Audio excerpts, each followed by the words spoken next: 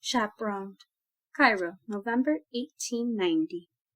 While the Murray twins are more or less allowed to run rampant around the hidden corners of what is often referred to as backstage, a sprawling mansion's worth of space dispersed into nooks and passageways where the occupants of the circus live their lives when they are not performing.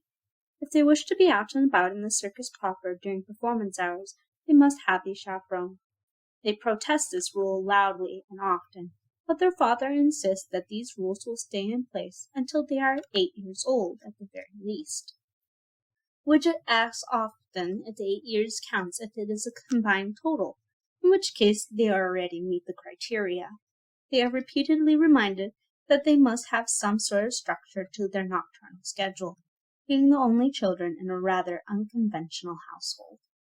For now, they have a rotating company of chaperones, and tonight the illusionist is on twin supervising duty. She is not often assigned this role, though the twins are quite fond of her, but this evening she has enough time to spare between performances to escort them for a while. None of the patrons recognize Celia without her top hat and black and white gown, even those who watched her perform earlier in the evening. If passers-by pay her any notice, it is only to wonder how the children at her heels ended up with such red hair, when her own is so dark. Beyond that, she appears to be just a young woman in a blue coat, wandering the circus as any other patron might. They start in the ice garden, though the twins grow impatient with the leisurely pace that Celia prefers to take around the frozen trees. Before they have traveled halfway through the space, they are begging to ride the carousel instead. They argue over who will get to ride the griffin, but Widget relents when Celia tells them the story of the nine-tailed fox just behind it, which suddenly sounds much more appealing. As soon as they disembark, a second ride is requested. For the subsequent trip through the loops of silver clockwork and tunnels, they end up on a serpent and a rabbit, with no complaints to be heard. After the carousel rides, Widget wants something to eat, so they head for the courtyard. When Celia procures him a black and white striped paper bag of popcorn, he insists he wants caramel as well, and will not eat it plain. The vendor dipping apples on sticks into dark sticky caramel obliges him, drizzling it over the top. Several patrons nearby request the same. Poppet claims she isn't hungry. She seems distracted, so as they walk down a quieter passage away from the courtyard, Celia asks if anything is bothering her. "I don't want the nice lady to die," Poppet says, tugging gently at Celia's skirt. Celia stops walking, putting out a hand to keep Widget, who is oblivious to anything other than his popcorn, from continuing along in front of her. "What do you mean, dearest?" she asks Poppet. "They're going to put her into the ground," Poppet explains. "I think that's sad." "What nice lady?" Celia asks. Poppet scrunches up her face while she thinks. "I don't know," she says. "They look the same." "Poppet, sweetheart," Celia says, pulling the twins aside into an alcove and bending down to talk to her face to face. "Where is this lady in the ground? Where did you see her, I mean?" "In the stars," Poppet says. She stands on tiptoes as she points upward.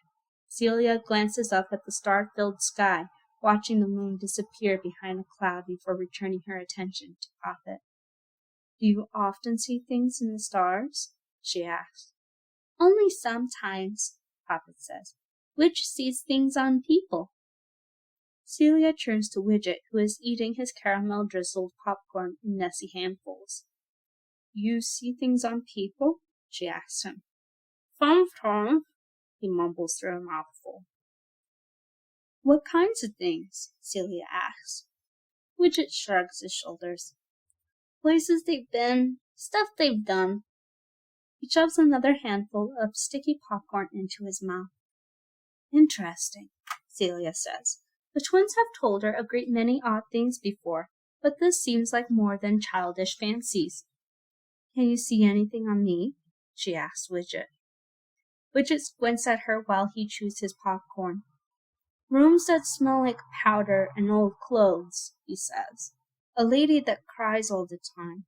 A ghost man with a frilly shirt that follows you around and—" Widget stops suddenly, frowning. You made it go away, he says. There's nothing there anymore. How did you do that? Some things are not for you to see, Celia says. Widget pushes his lower lip out in an impressive pout, but it only lasts as long as it takes him to bring another fistful of popcorn to his mouth. Celia looks from the twins back in the direction of the courtyard, where the light from the bonfire gleams along the edges of the tents, casting dancing shadows of patrons across the striped fabric. The bonfire never goes out. The flames never falter. Even when the circus moves, it is not extinguished, moved intact from location to location, smoldering the entire length of each train journey, safely contained in its iron cauldron. It has burned steadily since the ceremonious lighting on opening night, and at the same moment Celia remains certain something was put in motion that impacted the entire circus and everyone within it once that fire was lit, including the newborn twins. Widget born just before midnight at the end of an old day, Poppet following moments later in a new day only just begun. Poppet, Celia says, turning her attention back to the little girl who has been playing with the cuff of her jacket. If you see things in the stars that you think might be important, I want you to tell me about them. Do you understand? Poppet nods solemnly, clouds of red hair bobbing in waves. She leans in to ask Celia a question, her eyes dreadfully serious. May I have a caramel apple? She asks. I'm out of popcorn, Widget complains, holding out his empty bag. Celia takes the bag from him and folds it up into ever smaller squares while the twins watch, until it disappears completely. When they clap, Widget's hands are no longer covered in caramel, though he does not notice. Celia considers the twins for a moment, while Widget tries to figure out where the popcorn bag has gone, and Poppet casts thoughtful glances up at the sky. It is not a good idea. She knows it's not a good idea, but it would be better to keep them close, to watch them more carefully given the circumstances and their apparent talents.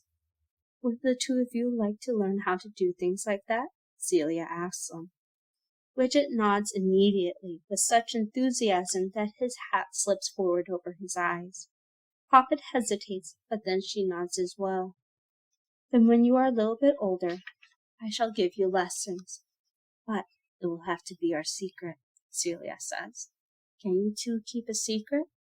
The twins nod in unison. Widget has to straighten his hat again. They follow Celia happily as she leads them back to the courtyard.